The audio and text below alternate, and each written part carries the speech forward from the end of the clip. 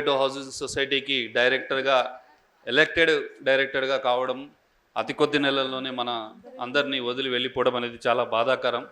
అయితే ఈ సందర్భంగా ఇప్పటికే మేము కూడా ఒకసారి పెట్టాము, అల్లం సార్ కూడా వాళ్ళ యూనియన్ తరపున అనేక సందర్భాల్లో నేనైతే ఒకటే చెప్తున్నాను, స్వేచ్ఛ మరణం మనందరికీ ఒక లెసన్ కావాలి. ఎందుకంటే నేను స్వేచ్ఛ చనిపోయిన తర్వాత ఈ మట్టిపూల గాలి అనే పుస్తకం చదివాను.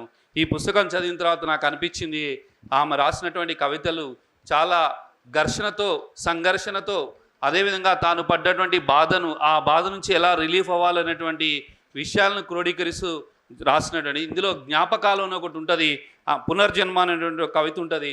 అది చదివితే అర్థమవుతుంది ఆమె జీవితం ఏ రకమైనటువంటి ఘర్షణకు గురైందని. ఇందాక చాలామంది సంజయ్ గారు కానీ చాలామంది పెద్దలు చెప్పినట్టుగా నిజంగా స్వేచ్ఛను మనం అర్థం చేసుకోలేకపోయినా మేము ఆమెను యొక్క కవిత్రిగానే చూసాము, ఆమె కవితల్లో ఉన్నటువంటి బాధని మనం అర్థం చేసుకోలేకపోయామేమో నాకు అనిపిస్తుంది.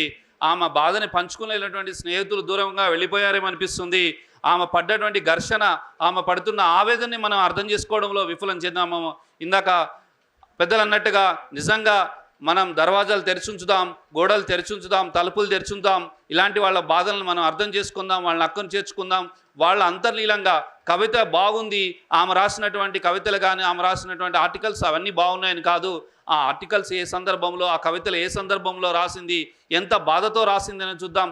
చాలామంది కవయిత్రులను చూస్తుంటాం, ప్రకృతిని చూస్తూ కొన్ని కవితలు రాస్తారు. కానీ కేవలం స్వేచ్ఛ మాత్రం తాను పడ్డటువంటి బాధ, ఆవేదన, ఘర్షణలోంచి వచ్చిందే ఈ మట్టిపూల గాలి అనే పుస్తకం అనేది ఈ సందర్భంగా నేను చెప్పదలుచుకుంటాను. చాలామంది ఇటీవల కాలంలో మనం చూస్తున్నాం, మీడియాలో ఉన్నాం. అయినప్పటికీ కూడా మన ఇంట్లో ఏం జరిగితే ఎవరో ఏం మాట్లాడడం, మన ఇంట్లోనూ మన చుట్టాల ఇంట్లోనూ ఎవరో ఏమో రిలేషన్స్ పెట్టుకుంటే ఏం మాట్లాడడం, మన ఇంట్లో వాళ్ళు కానీ మన చుట్టుపక్కల మన చుట్టాలు చనిపోతే ఏం మాట్లాడడం. కానీ అదే సభ్య సమాజంలో ఒక సెలబ్రిటీయో లేకపోతే ఒక యాంకరో ఒక ప్రసిద్ధమైనటువంటి వ్యక్తి చనిపోతే మాత్రం మనం ఉన్నవి లేనివి అన్నీ అంటగడతా ఉంటాం. ఇది ఈ సమాజంలో ఒక దురదృష్టకరమైనటువంటి, దారిద్రమైనటువంటి ఒక ప్రవర్తన. ఇంతకుముందు అల్లం సార్ అన్నట్టుగా కూడా ఇలాంటి సంఘటనలు పునరావృతం కాకూడదు. సోషల్ మీడియా ఈ రకమైనటువంటి పోకళ్లకు ఒక అడ్డుకట్ట వేయాల్సినటువంటి పరిస్థితి ఉన్నది. ఇక ఇంకొకటి కూడా చెప్పదలుచుకున్నాం, ఒంటరి మహిళలు. ఇందాక తన పెద్దలు చెప్పినట్టుగా ఒంటరి మహిళలకి నిజంగా స్వాంతన అవసరం. వాళ్ళు ఏ పరిస్థితుల్లో అలా ఉంటున్నారు, ఎందుకు అలా జీవిస్తున్నారు, వాళ్ళకి ఏం కావాలి అనేది, వాళ్ళకి కావాల్సింది ప్రేమ. ఆ ప్రేమని పంచగలిగేది ఎవరు అనేది ఇప్పుడు మనం ఆలోచించాలి. ఎందుకంటే మనం అనాదిగా చూస్తున్నాం, ఎంతోమంది మీద అలిగేషన్స్ చేస్తూనే ఉన్నారు. అవన్నీ దాటుకుంటూ ఆనాటి ఇందిరాగాంధీ, సోనియా గాంధీ ఇలాంటి చాలామంది మనం చూస్తున్నాం. మన నేటి కవితలను కూడా చూస్తున్నాం. అనేక రకాలైన రిలేషన్స్ అడ్డగట్టి చేస్తున్నారు. కానీ అప్పుడు సోషల్ మీడియా లేదు. ఇప్పుడు సోషల్ మీడియాలో ఇష్టం వచ్చినట్టు మాట్లాడుతున్నారు. దీనికి అడ్డుకట్ట వేయాల్సినటువంటి అవసరం ఉన్నది. నిజంగా నేను అనుకున్నాను, స్వేచ్ఛ ఒక బృందాకరతలాగా తయారవుతుందేమో అనుకున్నాను. ఎన్నికల్లో పోటీ చేస్తాను సార్, మీరు సపోర్ట్ చేయాలన్నప్పుడు చాలా ఆనందం వేసింది. కానీ స్వేచ్ఛ మనందరినీ వెళ్ళిపోతూ అనేక ప్రశ్నలను సంధించి వెళ్ళింది.